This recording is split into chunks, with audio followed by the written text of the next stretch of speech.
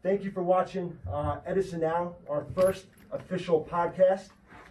Before I introduce Superintendent of our schools, Dr. Bernie Bragen, I just wanted to give everybody an update of basically in how we're going to go about doing this. On the June 6th episode of my podcast, I'm going to go over exactly how and why I started a podcast. And I don't want to take too much of the superintendent's time here, so we're going to save that for Saturday. But the way it's going to really work here, it's going to be really quite unique, to be honest with you, is we're going to live stream each one of our podcasts. So there's going to be only one take, guys, one take.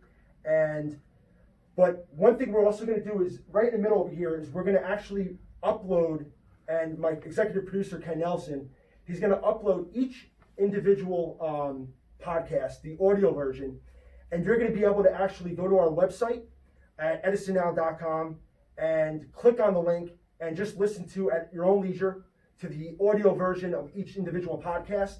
And then you're also going to be able to go to our YouTube page at Edison Now and listen to it that way. So we're also going to stream it in the future. I basically wanted to make it as easy and accessible as possible to for you guys to listen and enjoy this show.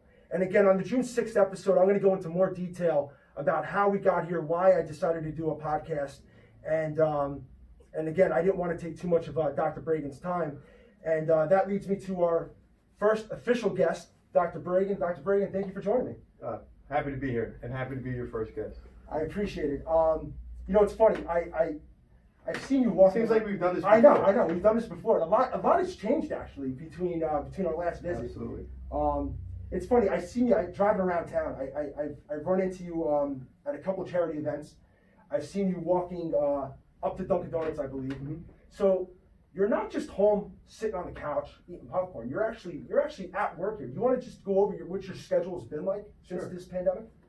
Sure. Well, you know, once you went to remote learning, I want to say it was March 13th or so. Around that time, we wound up going remote. And at that time, you know, the pandemic was really reaching its crescendo and everybody was working remotely and wasn't sure what to do. Shortly thereafter, though, I decided to come into the office on a regular basis, especially after the 2-week period after that March 15th or so, towards the beginning of April, where we had all of our facilities people, our maintenance people, coming in, sanitizing the buildings, doing what they need to do for the structures, security personnel. So from my perspective as the chief administrative officer, I thought it was important to come in and be there to support them and do the best we can. Obviously, as we're doing now, we're practicing social distancing, we're keeping our distance, we're not shaking hands. You know, that's kind of gone out with the 1900s now. But I think it's important. I think it's important to try to be here. And for me personally, I try to get in the office every morning like I normally would, 7:30ish. Correct. And we stay until the work is done. As you know, some of our night events would be attending events, as you said, and board meetings that are now done remotely. Sometimes I stay here, sometimes I do those from home. Right. And listen, we appreciate, I know I appreciate it, I can't speak for everybody, but that you being here on top of things. And that really sets me up to my next, my first question is, I hear from people all the time, they say, you know, let's open up the schools tomorrow. Why doesn't he open up the schools here, now, next week? Can you go over where your power actually begins or ends? You and the boards, who's ultimately making the decision to reopen the schools? Yeah, it's a great question, you know, and I think if given the opportunity, we all would like to go back to what used to be the quote-unquote normal, right? I'm just not sure what that new normal will ever be moving forward. But as far as the parameters that we have to adhere to, they're governed by the state. As a school entity, we're beholden to the laws and regulations proposed by our governor and our Department of Education. And currently, the governor's executive orders prohibit us from coming back to a school environment. Mm-hmm. And I'm not sure, even if we open school tomorrow, if we were able to do so, that people would come because they still have concerns about, you know, the virus. So ultimately, the Board of Education is who determines policy and procedures for the whole district. And the administrators, such as myself and our whole team, administer to what those policies are.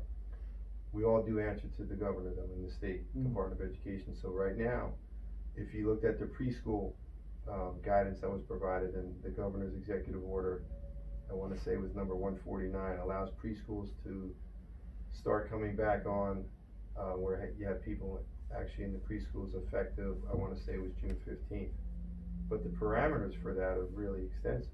Children have to keep 10 feet apart. You have to assess both personnel, staffing, as well as students upon entering the building if they have a fever or any symptoms of flu-like symptoms where they can't come in.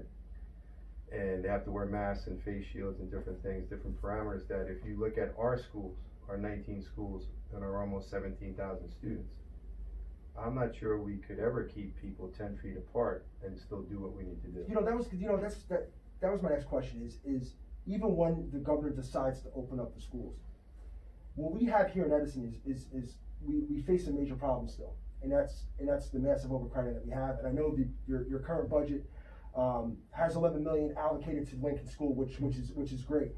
But you got a big job in your hands. I mean, what's the realistic, how realistic can we be where if you're going to open up the schools again, the kids, Lincoln School, J.P. Stevens, look at the bad schools, to maintain social distancing, that's gonna be tough on an administrator to adhere to these rules. Yeah, 100%. And we're looking for guidance, like you said, from the state and the DOE to give us the parameters on which to work. So right now we have a return to school committee that we've met once. We're going to meet regularly, and we're planning for 3 scenarios.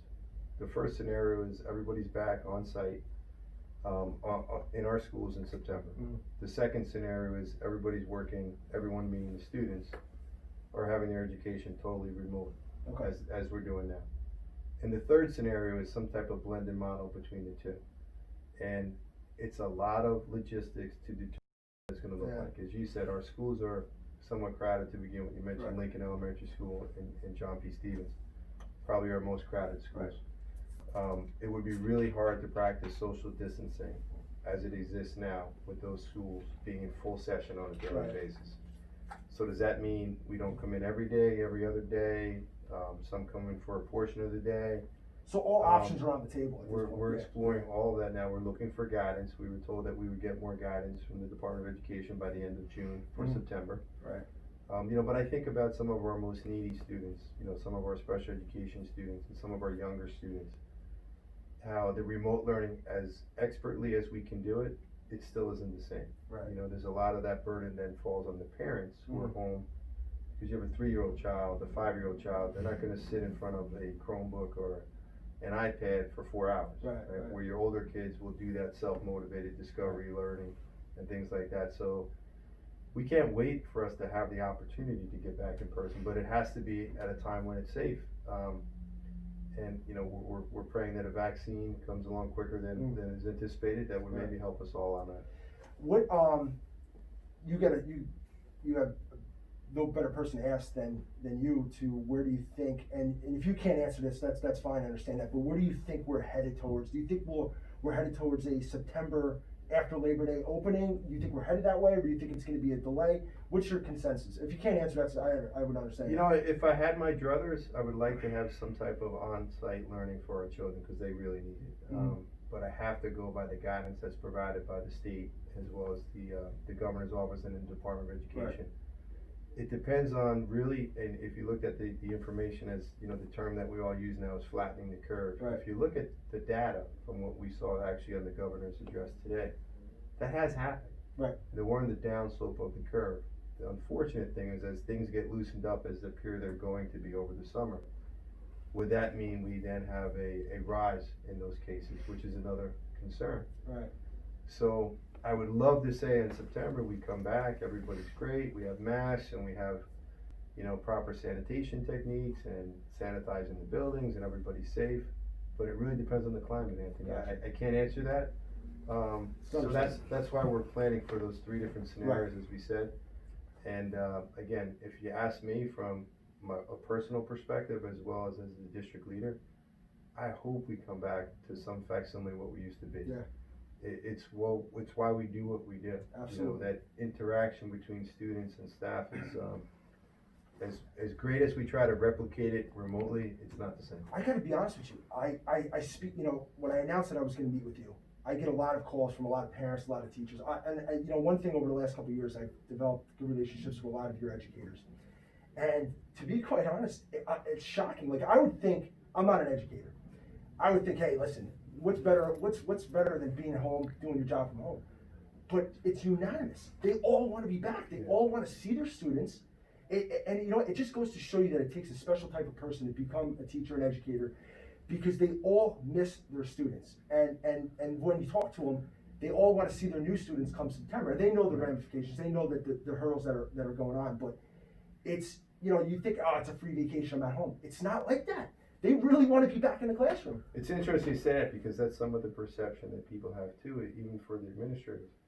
I'm putting in more hours now than I ever did. Right. You know, and I have to consciously shut my computer down at 10:30 at night to get an hour before I gotta go to sleep, just to relax and unwind and, you know, do the things I want to do with my family or watch television or whatever.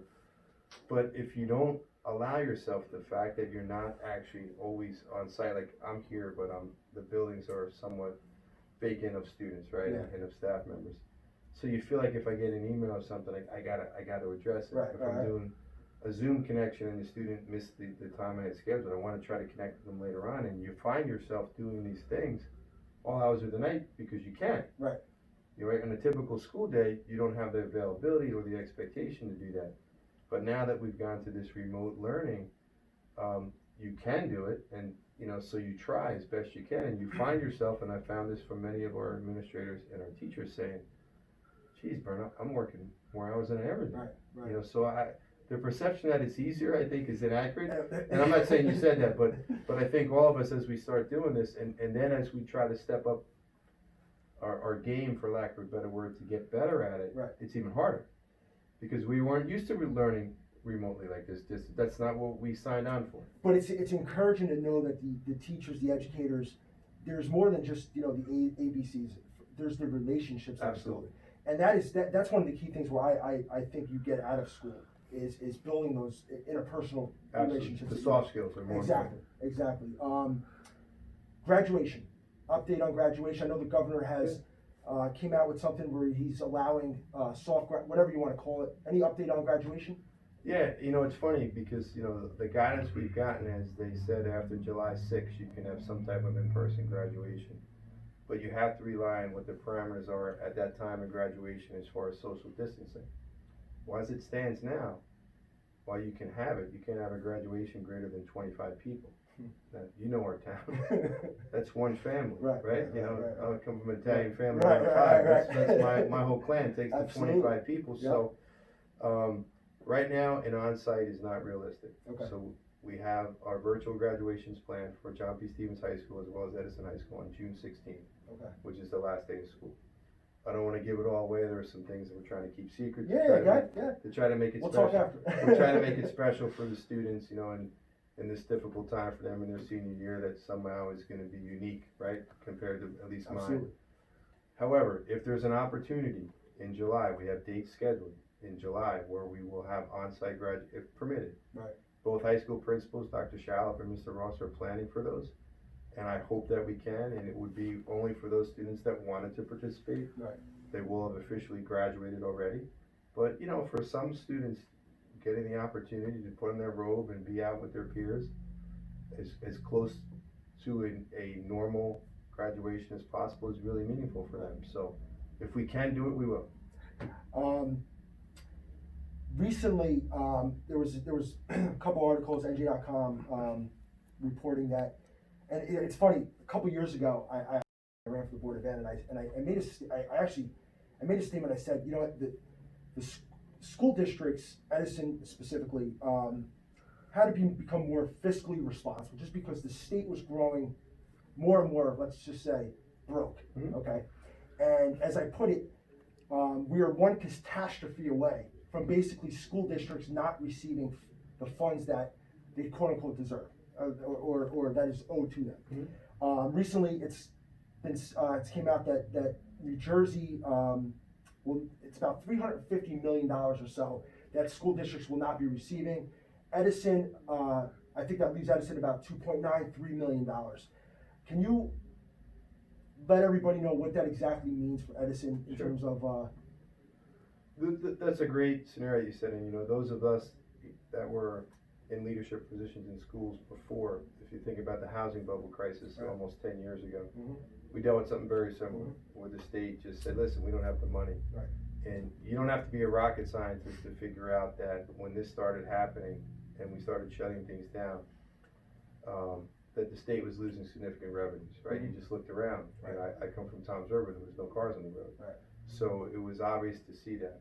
So the board, in preparing for this year's budget, understood there was a potentiality that we were gonna have significant cuts in state aid. As you said, approximately 3 million as of now. It could become even larger as time goes on. You know, I was talking with some people from the town. You look at Menlo Park Mall and the amount of revenue that they get, that tax base generates. Well, those stores are vacant right now. The owner of the mall is not charging rental space, so I gotta imagine they're looking for some type of relief as well, right? Absolutely. So now you're looking at the local levies being impacted as well. So we're gonna work with the Board of Education. You know, our goal is to do what we can to mitigate those cuts in causing the least disruption to our students and the class sizes and that you mentioned the construction projects that we kinda need to have happen. You know, that Lincoln Elementary School, we have $11 million that was in this budget for capital improvements. 2 of that was for roofing repairs. 2 million was for roofing repairs. That need to take place regardless. Right. You know, you can't have water coming in on students and staff.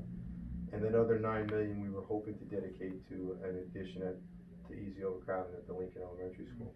I hope we can still do all those projects, but I think the board, via the Finance and Facilities Committee and the board as a whole, will have to see, well, how will those cuts, where will we take that money from? Right. You know, and you know, not to go backwards, because we did have, you know, the bond that did not go through, and we were just kind of talking beforehand how, you know, it's unfortunate because we're dealing with the virus, but all the other problems that are facing you in the district are going to still be there. Without getting into specifics, maybe, but is it too early to start looking into the future and saying, hey, listen, what are we going to? I know you're dealing with Lincoln School, but the other schools, do you start planning that now? I mean, take us through that process in terms of. Yeah, one of the things we have an RFP that's out for architecture designs. You know, we want to see who we can get to best help us design the future of our schools, right? So if the budget remained as it does, and I'm not sure how many more cuts are coming, I really don't know. But let's say that no more cuts were coming, and we're able to budget for the Lincoln project for this year. Well, then in the next year we could have another project we could budget, you know, in that same type of capital improvement space, or maybe hold off on or do a lease purchase agreement for maybe a larger addition or a larger enhancement at one of the high schools, that instead of doing a $9 million project in 1 year, we then lease something for 5 years, that if you put that out for 5 years, is a $40 million project that maybe we could do through our annual budgeting. We're hopeful that we can do it, because as you said, and we said during the time of, you know, we might have talked the day before, I think, the last referendum or thereabouts, was that the problem's not going away. Right. And that's, if you ask me, that's a good problem. People want to come to Edison. They want to educate their children in Edison. They believe in the schools. And I have a responsibility to provide the best education that we can, right? And yet still be fiscally responsible. So it's that fine line that we always walk. Right. And we are planning those things, Anthony. We're trying to plan ahead, you know, 1 year, 2 year, 5 years out, and how we can mitigate the overcrowding. The beauty of the referendum was it gave us the opportunity to do that all within a short time limit. Now that that's not an option, and it's presently not going to be an option, I don't see in the foreseeable future. Okay. It doesn't mean we can't fix the problems. It means they're going to take longer. Right. Well, you got to work within your means too. Correct. I think that's what really what you're kind of getting at. The Edison High baseball field, I think it looks fantastic. All right, I know. I took some photos of it. I think it's unique. It's a field, and you know, maybe this wasn't explained well enough. How it's been a while since the baseball teams actually was able to play a full season on that field, if I'm not mistaken, right? That you've had a problem with the field for a while. Yeah, there's been issues with the field since, you know, obviously before I got here. Right. And they were able to secure the funding for that by savings they made in changing vendors in other areas for that. Right. The amount of money that field cost we were only able to do that because of the savings that the boards of education were able to do in changing vendors and getting, you know, more efficient return on our dollars. So kudos to them that we had that money available. But you know, you're looking at the guy who, when I heard it was gonna be a red outfield, said, whoa, what are you doing? Yeah. And I said, why don't we make it green? And, you know, one of our board members let me know at that time that was the color of John P. Stevens. Right. Well, I tried to say, no, that's the color of grass. But nonetheless, I wasn't sure how it would look, but it looks dynamite. It looks dynamite. The fencing, the color of the field, the dugouts, the way they were put together, you know, the beautiful scoreboard that was donated, I'm not sure it's up yet, by Ray Katina. It all looks great, and I can't wait for us to get out there one day and, you know, have a game on it. I look at things in terms of return of investment. Whatever it costs, $2 million, whatever the cost was. Listen, no cost is cheap enough for I get. Listen, I'm as fiscally conservative as they come. But you look at now you have a field for 50 years. I mean, I know the maintenance of the field is going to be upkeep, but it's a field that looks to me that you could probably use for a multi-purpose field. Correct. If you wanted to use it for other things. It's actually lined for soccer and things. Yeah, as well. there you go. I think it looks fantastic, and I'm sure the players can't wait to play on it. So hopefully next year. Look at a grade, and we were kind of talking. Not that you need a grade from me, but I look at all of the things that you've had to deal with since you've been here. You've been here about 6 months now, and this fell onto your lap, fell onto everybody's lap. And I think to myself, how much better what more could Dr. Bragen do? What more can the actual board itself do? And I got to be honest with you, I hear complaints about a lot of things in town. People got a pothole, I hear, and I'm humbled by it because they go to me and they think of me when there's a problem and try to resolve it. I haven't heard anything regarding remote learning. Now, the biggest thing the complaint that I've received was internet being out, somebody's internet out of their house, and that's really something that we can't control. And I know if Councilman Joshi's listening, I know he wants to fix the internet here in town, and it probably something needs to be done with Cablevision, and Optimum. But I mean, I honestly got to give you an A, because and that also goes to the board itself and the board leadership and Ralph Errico. I think the dynamic's been very good. I think your meetings have been as smooth as they come if you compare it to the actual council. I mean, I'm shocked the council hasn't been doing Zoom all along. I know Councilman Brusher's probably going to need a laugh at that, because Councilman Brusher's been pushing for Zoom meetings at the council meetings. But I look at it, and this is not to kiss your butt, you know better than anybody. If I felt there was some criticism, but I think the cards that you were dealt, I think you guys are doing it. Listen, how much more can you have done? You know, so you got an A from my perspective. Not that you need my. No, I appreciate it, Anthony. You know, and ultimately that myself, you know, I'm directly accountable to the public via the board, and I'm fortunate to work with the Board of Education that supports what we're doing. I think our board president and Mr. Errico is doing a fine job in being the board president. His meetings run smoothly. I like the way he runs his meetings. And you know, the entire board has been supportive of me since I got here. So, you know, people often ask me, hey Bernie, did you anticipate this? Is this what you thought coming back would be? And I'd be lying if I said yes, right? Who would anticipate something like this? But I had been an administrator. I was a central office administrator for over 10 years. I knew the job. And, you know, for me, what I tell people is, I retired early at 52. I came back to this at 54 because I missed it, and I enjoy it. And, you know, I tell everyone the same thing. I was fortunate enough to get this position. I fought really hard to get it. I wanted it, and I want it for the right reasons. I want to do what's best for the town. I want to do what's best for the children of Edison. I'm from here. I grew up here. I went to school here. I'm committed to it. I have no other agenda. Yeah. And for me, it's really it's enjoyable. Is it busy? Is it sometimes unsettling because you don't know what the future holds? And, you know, this future is very different than anyone we envisioned, right? You asked anyone 5 years ago where you're going to be in 5 years, no one had this. We got a new norm coming, which we certainly do. And yet, what I feel is rewarding to me, and I appreciate your support, Anthony, in that grade, is that these are times when you need leadership. Right. Leadership matters when the waters are difficult. Right. You don't pay the captain to keep the ship in port. It's to get us home when we're at sea in a difficult storm. And that's what we are. And I think the board has been great. The administrative team's been great. As you said, we're navigating uncharted waters, and I think we're doing pretty well. Could we do better? Yeah, if this happens again, we'll be better prepared. And you mentioned the internet, which is a great one. And people say, well, what can you do about internet? Well, what we did was we got hotspots to families that needed them. Okay. And I didn't even know we that, set it up because when you're learning remotely, you need to hook up. Right, right. I shouldn't have said it, young kids, but you know what I mean. You need to be able to connect to the internet, and we got hotspots for families that didn't have connections. So, and I encourage anyone that still has an issue, let us know. We're addressing those things as best we can. And I think and the one, I guess, group unsung hero here are all the parents. Absolutely. Because, you know, with the parents listen, I'm not a parent. It's easy for me to, like, you know, say what's easy, what's not. But for a lot of parents who are out of work, who are, you know, some of whom might not be collecting paychecks, but to also maybe have 2 kids in the district where you're teaching, you know, where you've got to be by your child every single day with this remote learning.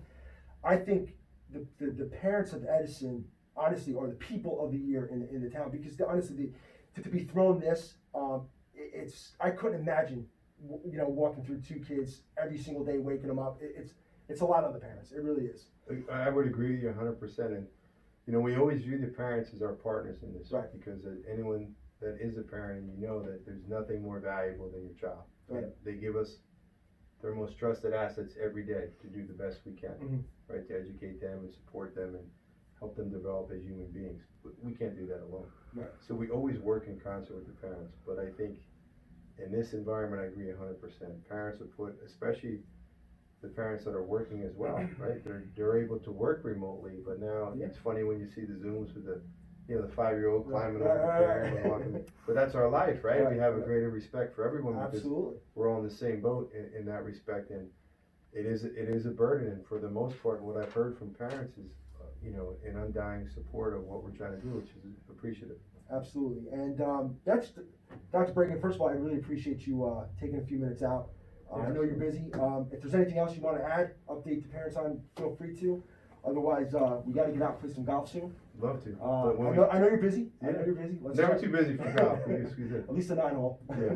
What I would say this to the parents is that, you know, I'm really grateful for their support and the community as a whole. I do think, you know, and I don't know what's happened before I got here or what'll happen after when it's my time to move on, but I'm really enjoying being the superintendent at Edison Public Schools. The support from the Board of Ed, from the community has really been great. I'm enjoying working with our mayor, Lanky, and the town council, and I think there's a partnership there. And there's a commitment that we've experienced during this, at least, to do all that we can to help our community, especially when we helped feed some people that were insecure with food. We worked with Charlie Tamaro's office and doing some things there. It just seems like everything's going the way it needs to go, and we're doing as best we can to mitigate the devastating effects of this pandemic, and I'm just very fortunate. Well, listen, Dr. Bragen, keep up the good work, you, the board, and hopefully we all get through this soon, and hopefully we're back to school in September.